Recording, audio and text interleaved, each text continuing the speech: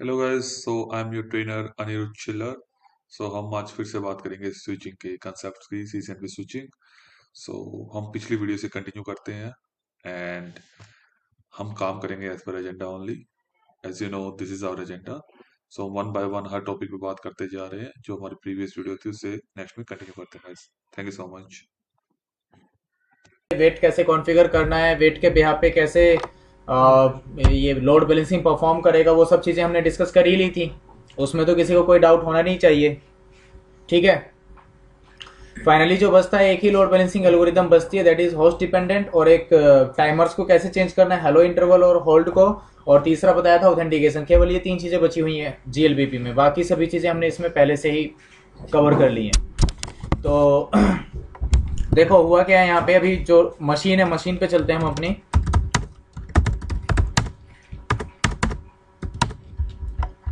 IP address 101.10, gateway 101.10। अगर यहाँ पे हम ट्रेस राउट कराएं इसको, तो कहाँ से गया ट्रैफिक? 1 से। इसका मतलब क्या हुआ? आर टेबल में 101.100 का मैक एड्रेस क्या मिला हुआ है इसको? फॉरवर्डर 1 का मैक एड्रेस। अरे फॉरवर्डर 1 का ही मैक एड्रेस मिला हुआ है ना। बस ठीक है। ये अब कहाँ से जाएगा? फॉरवर्डर 1 से। तो तभी कहाँ से जा रहा है ये हर बार? अच्छा, इस बार कहाँ से चला गया ये? अच्छा, 2 से जा रहा है। 2 मिल गया इसको। 2 से ही जाएगा।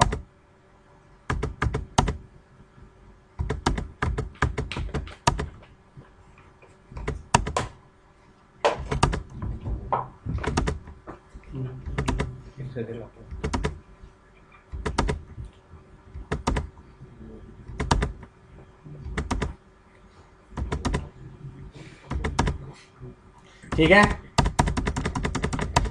खैर, इतनी बात समझ में आ गई होगी आपको कि कैसे राउंड रॉबिन वर्क कर रहा था, कैसे वेट ने वर्क किया। किसी को कोई प्रॉब्लम तो नहीं है उसमें? देखो, अगर कल से रिलेटेड किसी को कोई इशू है इसमें जीएलबीपी में, अगर आपने आज प्रैक्टिकल परफॉर्म नहीं किया, वैसे तो मैं कहूंगा कि कल अगर नहीं किया तो समझ नहीं आएगा कुछ भी, और अगर आज नहीं किया ना तो भूल जाना, जीएलबीपी आपको कभी समझ में आएगा।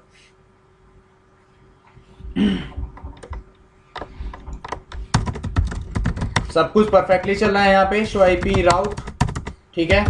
शो जीएलबीपी एवीजी के लिए एक्टिव बना हुआ है, ठीक है, रहने दो इसको, कोई प्रॉब्लम नहीं है। देखो, लास्ट लोड बैलेंसिंग एल्गोरिदम है, दैट इज होस्ट डिपेंडेंट। वही करा देता हूं मैं अब आपको, ठीक है। तो चेंज करने के लिए क्या होता है, जीएलबीपी 1 लोड बैलेंसिंग क्या करते हैं यहाँ पे? Host dependent. शो जीएलबीपी, देखना क्या हो गया अब यहाँ पे?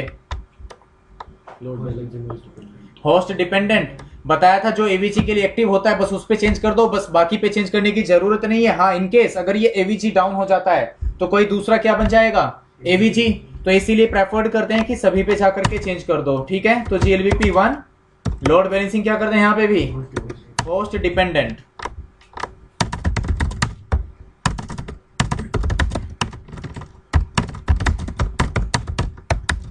लोड बैलेंसिंग क्या कर देंगे यहाँ पे भी? Host dependent.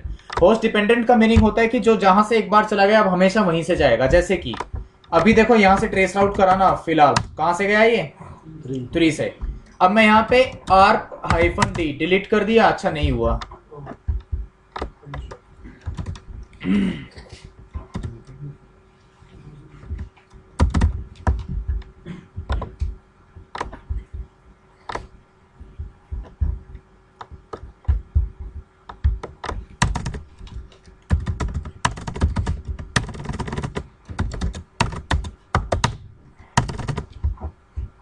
हाँ, फॉरवर्ड 3 का मैक एड्रेस मिला हुआ है इसको, ठीक है। अब मैं देखो यहाँ पे ये डिलीट कर दिया मैंने, है क्या यहाँ पे? अभी किसका मिला इसको? अभी भी मैंने डिलीट कर दिया, फिर भी किससे मिला इसको? ARP डिलीट कर दिया, लेकिन फिर भी ट्रैफिक हर बार कहां से जा रहा है देखना।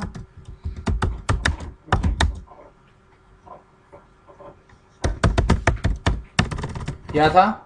1.1.1 देखना, डिलीट कर लो जितना मन करे। आ जाओ, कहां से जा रहा है हर बार? बस यही होता है होस्ट डिपेंडेंट, जो एक बार जहां से चला गया अब हमेशा वहीं से जाएगा। आप कितनी भी बार, तो क्या यहाँ पे लोड बैलेंसिंग हो रही है अब? मतलब लोड बैलेंसिंग होगी, बट जो एक बार जहां से निकल जाएगा अब हमेशा वहीं से जाएगा। This is the meaning bye host dependent. बस ये लास्ट ये बच गया था कल। बाकी वेटिंग तो कराने की जरूरत नहीं है ना।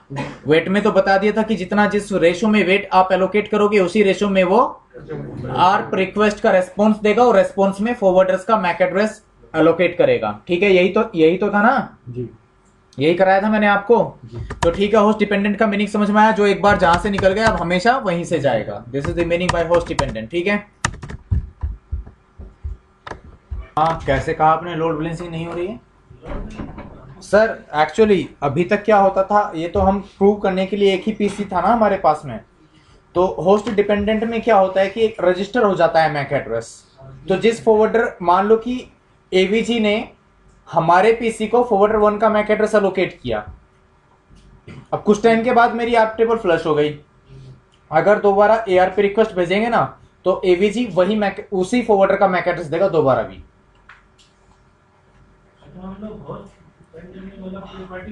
हाँ, एक ही फॉरवर्डर से जाएगा वो हमेशा। ऐसा नहीं है कि सभी होस्ट को एक ही फॉरवर्डर का मैक एड्रेस मिलेगा, बट एक बार जिस फॉरवर्डर का मैक एड्रेस मिल गया वो हमेशा उसी से जाएगा। फिर this is called host dependent. कभी यूज नहीं होता, या तो यूज होगा राउंड रॉबिन या फिर यूज होगा। ठीक है, फाइनली अब इसके प्रूव कर लेते हैं जो बेसिक चीजें हैं, जैसे कि डीबग, आईपी, पैकेट डिटेल। देखना पोर्ट नंबर निकलेगा 3222, दिख गया। मल्टीकास्ट एड्रेस 224.0.0.102 यही नोट कराया था। ठीक है, अरे यही कराया था ना। ओके, अब इसके बाद इसमें और क्या बताना था मेरे को, टाइमर्स को कैसे चेंज करना है। ठीक है, तो देखना बाय डिफॉल्ट जो टाइमर्स होते हैं, शो जीएलबीपी हेलो कितना बताया था मैंने आपको, 3 सेकेंड, होल्ड कितना होता है 10 सेकेंड। चेंज करना है सेम एच एचएसआरपी, कोई डिफरेंस नहीं है, बस जीएलबीपी 1 टाइमर्स और क्या कह दोगे यहाँ पे डायरेक्टली हेलो। और अगर मिली सेकेंड में कॉन्फ़िगर करना है तो क्या कह देंगे मिली सेकेंड्स, फिर हेलो इंटरवल, उसके बाद क्या पूछेगा ये आपसे होल्ड इंटरवल। आ गई बात समझ में। और अगर रिडायरेक्शन टाइमर, वो तो मैंने पहले ही बता दिया आपको, तो रिडायरेक्शन टाइमर को चेंज करना है तो यहाँ पे क्या कह देंगे रिडायरेक्ट, और फिर उसका टाइमर वगैरह स्पेसिफाई कर देना। ठीक है, बता दिया ये तो मैंने आपको पहले ही। ओके, तो इस तरीके से टाइमर चेंज कर सकते हैं। ऑथेंटिकेशन के लिए जीएलबीपी 1 ऑथेंटिकेशन 2 ही ऑथेंटिकेशन को सपोर्ट करेगा, MD5 या फिर टेक्स्ट, मतलब प्लेन टेक्स्ट। ठीक है, तो MD5 अब जानते ही हो हमेशा क्या यूज करेंगे हम, MD5। तो यहाँ पे वही दोनों चीजें हैं जो HSRP VRRP में थी, या तो की चेन या फिर की स्ट्रिंग। तो की स्ट्रिंग लेना है तो सीधे की स्ट्रिंग और फिर उसके बाद स्ट्रिंग डाल दो। यहाँ पे कोई प्रॉब्लम आएगी क्या, बोलो। और अगर की चेन मतलब रोटेशनल कीज कॉन्फ़िगर करनी है तो उसके लिए क्या कॉन्फ़िगर कर सकते हैं हम, की चेन। की चेन में टाइमर डिफाइन कर लेना। बाकी जिनका CCNP राउट नहीं हुआ है उन्हें नहीं आता की चेन में कैसे टाइम डिफाइन करते हैं, मतलब कैसे कर सकते हैं, बाकी आ जाएगा आने वाले टाइम में। फिलहाल बस इतना समझ लो कि यहाँ पे की चेन भी कॉल कर सकते हैं और साथ में की स्ट्रिंग। ठीक है, तो की चेन तो बनाना आता ही होगा ना सभी को, की चेन टेस्ट की 1 है ना, की स्ट्रिंग, इस तरीके से कर लोगे इसको। बस ये जीएलबीपी में ऑथेंटिकेशन हो गया। अब एक बात और याद रखना, जो ये लोअर सीरीज के स्विचेस होते हैं जैसे कि 3750, 3800, तो ये जो सीरीज है स्विचेस की ये VRRP या जीएलबीपी को सपोर्ट नहीं करते। HSRP कॉन्फ़िगर किया था आपने स्विचेस पे खुद से, अरे मैंने बताया था आपको डायग्राम की किस तरीके से इंप्लीमेंट करोगे आप स्विचेस को, किस तरीके से इंप्लीमेंट करोगे आप HSRP ओवर स्विचेस, बताया था ना। हाँ, तो आपने करके देखा एक आध बार उसको या नहीं, नहीं किया किसी ने भी, कर लेना उसको। वैसे भी कम से कम एक प्रोटोकॉल तो करके देख ही लो, यही सपोर्टेड है। VRRP और GLBP तो होगा ही नहीं स्विचेस पे, तो कम से कम HSRP करके देख लेना, एक आपको आइडिया मिल जाएगा कि किस तरीके से, क्योंकि वर्किंग तो सभी की कॉमन है, जो एक मोटिव है तीनों का वो कॉमन है ना सभी में। गेटवे रिडंडेंसी क्यों, अरे मल्टीपल फिजिकल गेटवेज को ऐसे सिंगल लॉजिकल गेटवे कॉन्फ़िगर कर दिया, दैट्स इट। यही तो काम था तीनों ही प्रोटोकॉल्स का, चाहे आप VRRP कॉन्फ़िगर करो चाहे HSRP या GLBP। बस GLBP का बेनिफिट यही मिलता है आपको कि इसमें लोड बैलेंसिंग भी होती है। ठीक है, बस यही चीजें हैं इसमें, बाकी तो कुछ नहीं है इसमें। ये क्लियर हुआ सभी को? हाई अवेलेबिलिटी समझ में आ गया आपको क्या होता है ये, गेटवे रिडंडेंसी सभी को क्लियर हो गया। ठीक है, अब इसके बाद देखो ये तो था कि गेटवे रिडंडेंसी किस तरीके से कॉन्फ़िगर कर सकते हैं हम। It was all about gateway redundancy. अब अगर हम बात करें हार्डवेयर रिडंडेंसी की, अगर हम बात करें हार्डवेयर रिडंडेंसी की, तो वो कैसे रखोगे आप?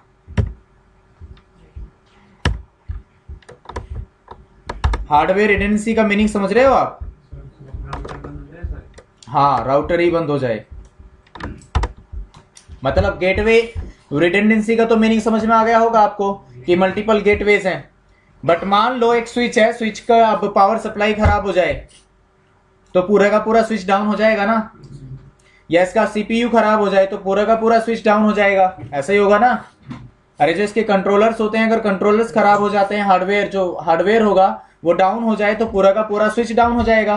तो उसके लिए क्या चाहिए आपको? Hardware redundancy. तो हार्डवेयर रिडंडेंसी की अवेलेबिलिटी है यहाँ पे, बट स्विचेस की अगर हम बात करें तो यहाँ पे हम केवल क्या यूज करते हैं, या तो 4500 या फिर इन्हीं में चेसी आती है, तो इनमें हार्डवेयर रिडंडेंसी भी होती है। और आई होप कि मैंने आपको ये पहले भी समझाया होगा। 4500 और 6500 दोनों ही सीरीज में क्या आती है? एक चेसी, इस तरह जैसे रैक की तरह क्या आती है? चेसी। फिर उसमें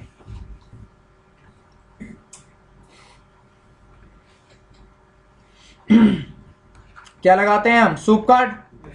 बताया था एक से ज्यादा सूप कार्ड रख सकते हो ना, और एक से ज्यादा सूप कार्ड हो सकता है ना। तो अगर एक सूप कार्ड है, मान लो एक सूप कार्ड आपने ऐड कर, मतलब 2 सूप कार्ड रखे आपने, तो अगर एक डाउन होता है तो दूसरा इमीडिएटली क्या हो जाएगा? एक्टिव।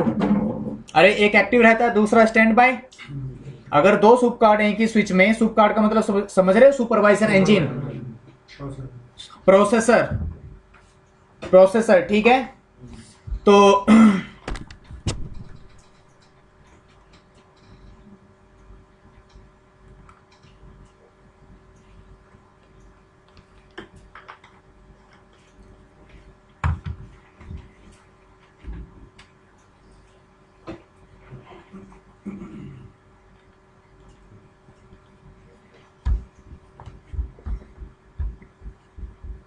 ऐसे समझा देता हूँ इंटरनेट के। अरे सूप कार्ड तो बताया होगा ना मैंने आपको, जैसे प्रोसेसर होता है तो बताया होगा मैंने आपको कि चेसी में, और ये भी बताया होगा कि 4503 में केवल एक सूप कार्ड लगेगा, सेम है 6503 में भी केवल एक सूप कार्ड लगेगा, 4507 में 2 सूप कार्ड लग जाएंगे, 6507 में भी 2 लग जाएंगे। क्यों?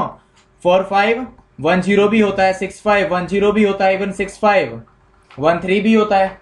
तो इन सभी में कितने कितने सूप कार्ड लग सकते हैं? इन सभी में 2 सुपरवाइजर इंजन ऐड करा सकते हो आप। क्यों? अरे 2 सूप कार्ड ऐड करवा सकते हो, बाकी सभी क्या रहते हैं? Line cards. तो इन केस अगर एक सूप कार्ड डाउन भी हो जाता है, इनमें मल्टीपल पावर सप्लाई भी होती है। अगर एक पावर सप्लाई डाउन हो जाती है तो दूसरा मतलब दूसरा काम कर रहा होता है। तो यहाँ पे अगर एक पावर सप्लाई डाउन भी हो गई तो उससे आपका पूरा का पूरा डिवाइस डाउन नहीं होगा। तो यही होती है हार्डवेयर रिडंडेंसी। आ गई बात समझ में? तो अगर हम सुपरवाइजर इंजिन्स की बात करें या सूप कार्ड्स की बात करें, तो अगर मल्टीपल है, एक क्या रहता है? एक्टिव, और दूसरा क्या रहता है? Stand by. अब ये भी तो डिपेंड करेगा, मान लो एक्टिव डाउन हो गया तो स्टैंड बाय कितने टाइम के बाद एक्टिव होगा।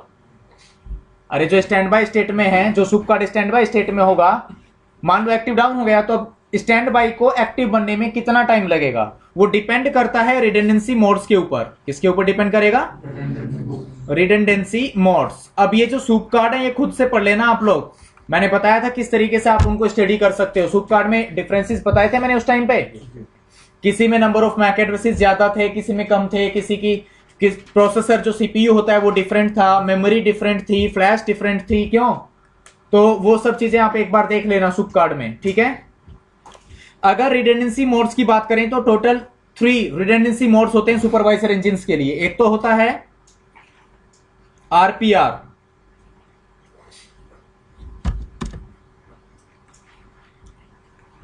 एक होता है आरपीआर प्लस, और एक होता है एसएसओ,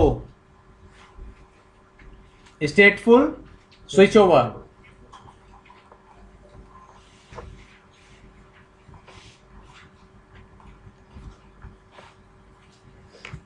ये सभी रिडंडेंसी मोड्स होते हैं सुपरवाइजर इंजिन्स के लिए, ठीक है। और सभी जो सुपरवाइजर इंजीन्स होंगे ऐसा नहीं है कि वो एसएसओ को सपोर्ट करें।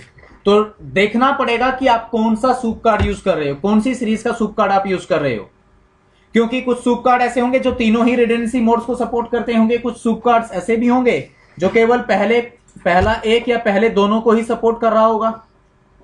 क्यों? हो सकता है कि कोई आरपीआर को ही सपोर्ट कर रहा हो। तो वो देखना पड़ेगा कि सूप कार्ड कौन से मॉडल का है, मॉडल नंबर देखना पड़ेगा, सूप कार्ड कौन कौन से रिडेंडेंसी मोड्स को सपोर्ट करता है। ठीक है, जैसे आरपीआर है, अगर हम आरपीआर की बात करें तो इसमें अप्रोक्स 3 मिनट्स का टाइम लगता है। सो गाइस, आज का वीडियो हम यही खत्म करते हैं। सो हम कंटिन्यू करेंगे नेक्स्ट वीडियोस में। आई होप कि आपने कुछ टॉपिक के बारे में कुछ अच्छा पढ़ा होगा, आपको कुछ ना कुछ गेन हुआ होगा नॉलेज का। सो हम क्लोज करते हैं इसको। Thank you. अगर आपको वीडियो अच्छा लगा तो प्लीज़ मेरे चैनल को दैट्स @ARC_tutorial इसको सब्सक्राइब कीजिए, लाइक कीजिए, कमेंट कीजिए, शेयर कीजिए। And thank you so much guys. See you next video. Thank you.